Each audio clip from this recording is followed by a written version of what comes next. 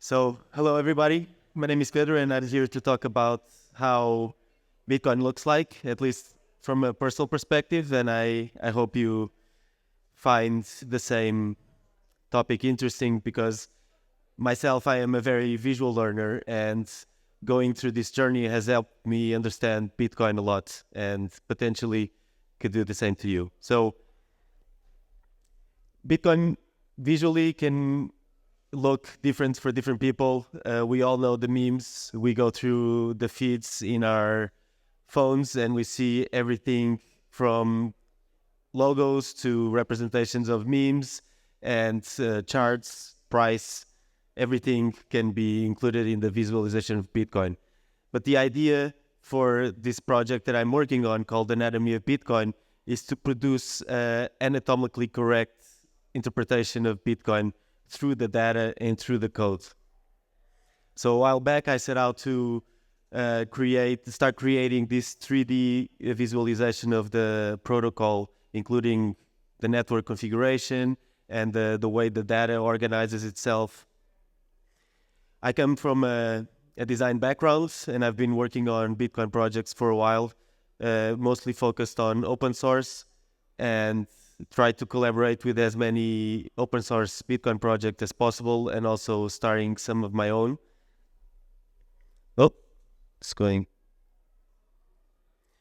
And after doing all these graphics and all these UIs, I thought it could be an interesting project to do an actual motion picture, a full feature motion picture. So initially, this is a very early animatic. We go into the network, we explore the insides of the nodes, we can map different areas of the protocol. We could also set it to a nice score that appeals to the emotional side of people. We can explore the inside of the nodes, call out the different elements, go into the different channels of each node, see the messages being passed from one node to the other, and then obviously taking a peek at the blockchain, going all the way to the Genesis block, and putting all these elements in relation to each other according to the Bitcoin rules. So here we see the Genesis block. In this early visualization, we're seeing that everything was coiling into this helix that then would coil into another helix. And here we have the chain tip. And inside the chain tip, we have the highest block. And inside that highest block, we have the transactions. And if we scale them down, we see the Merkle root and the identification of that same block. So this is a very early visualization. The rules of Bitcoin are not yet fully implemented into this model. But the idea is to explore as many components of the protocol as possible.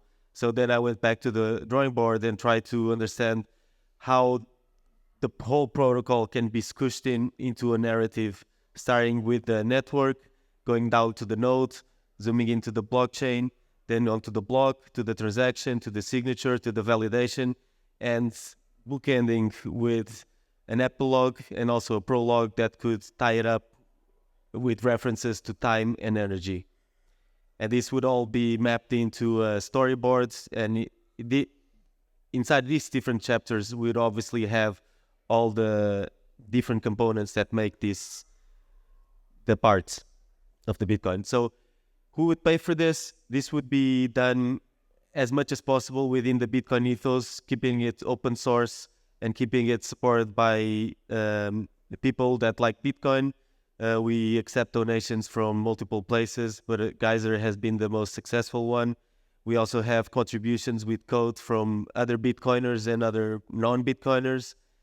And we all, because it's open source and it's released under the MIT license, you're also free to use whatever graphics are generated from the movie in your own projects, in your own music videos. And then obviously integrating with all the other projects that support film in Bitcoin. And I would also like to thank for the big support that Bitcoin Magazine has given to this project.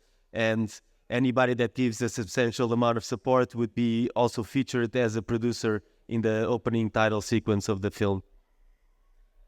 And also, the geometry that is generated and the understanding that's generated from this project can also be then used in other parts of the Bitcoin culture, in the events and in kind of the images that get generated throughout the years as Bitcoin evolves and the community grows.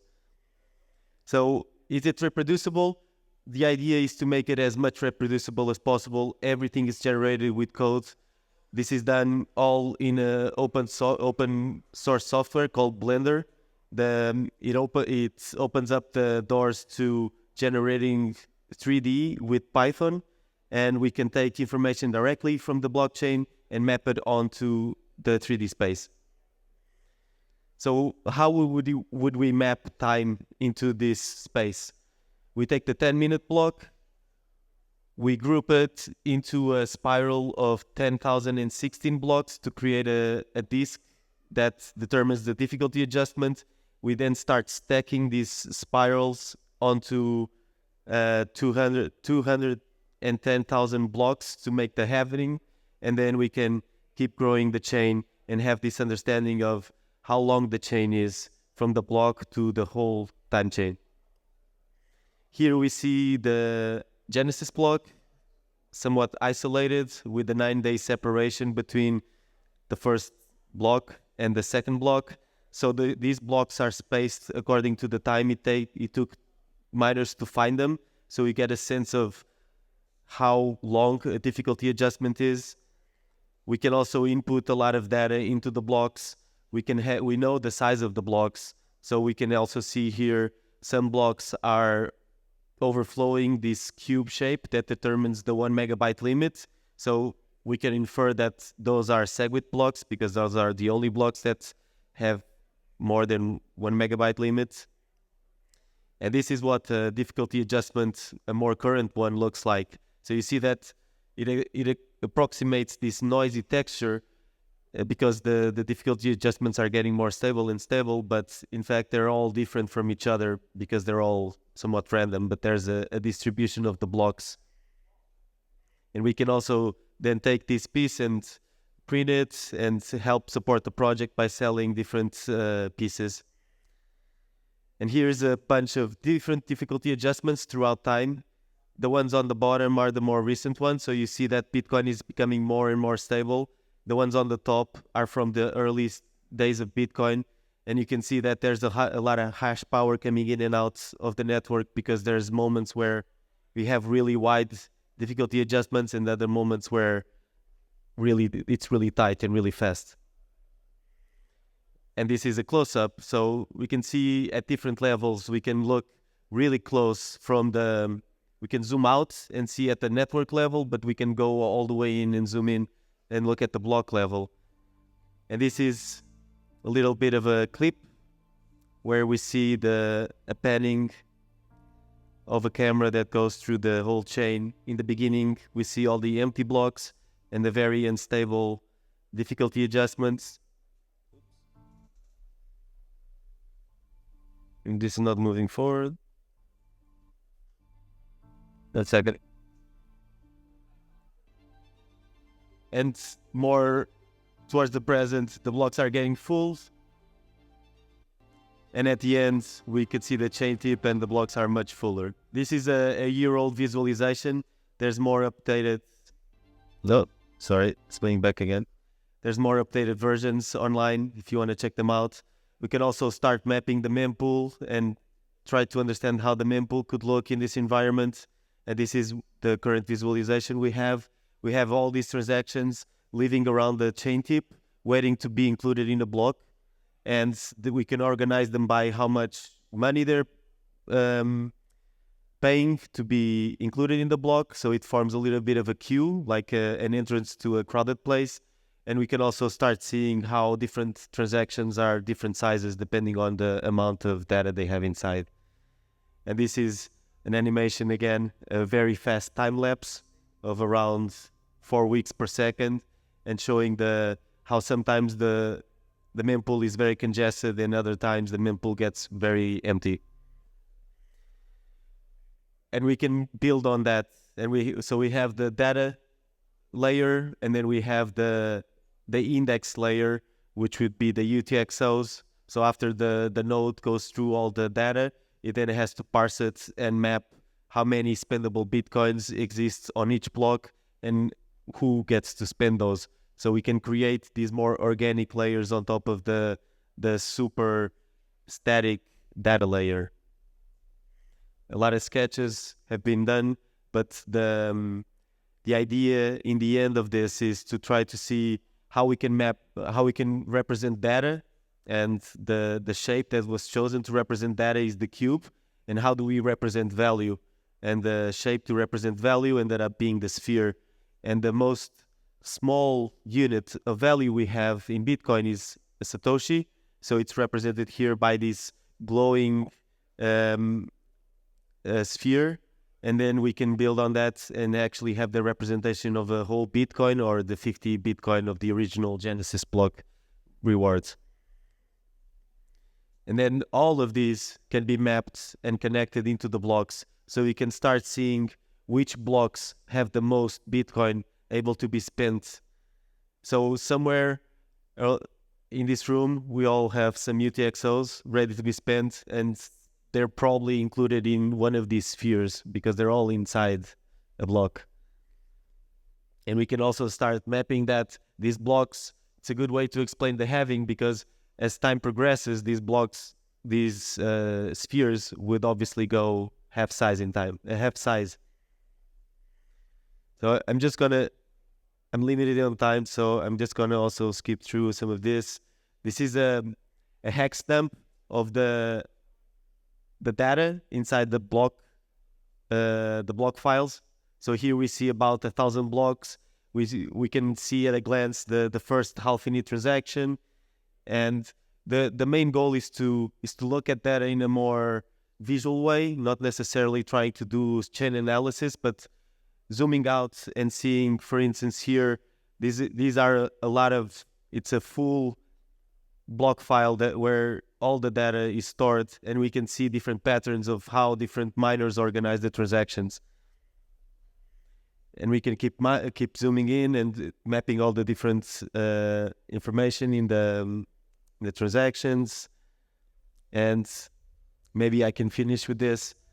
This is one of the latest visualizations of the Genesis block, bit by bit. So we start with a couple of 0 bits.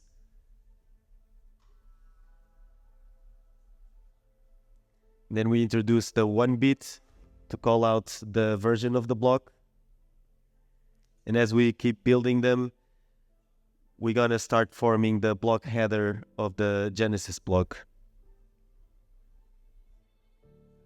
So you can imagine that this is your node syncing for the first time and generating the Genesis block internally. This is the hex, the hex of the previous block, which is obviously set to 0, so it's a bunch of black cubes. And in the background, you see the Merkle root of the block. And on a separate layer, we're starting to translate the binary into hex, and the hex into ASCII.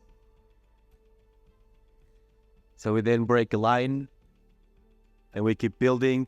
Now we're getting to the Coinbase, another bunch of zeros, calling out the previous input of the Coinbase transaction, which is also 0. And now we're getting ready to sign that transaction, and it's in the signature of that transaction that we all know where the message that Satoshi left us with is hidden.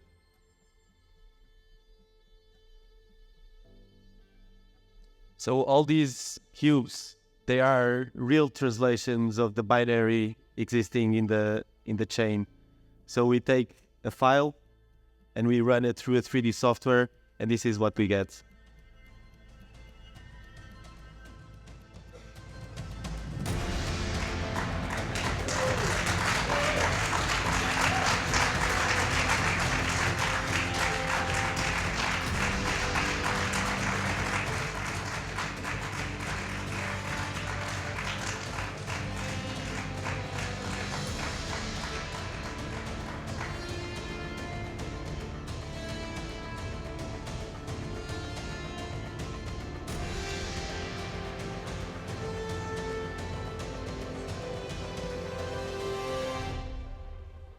Okay. Thank you so much. My time is out.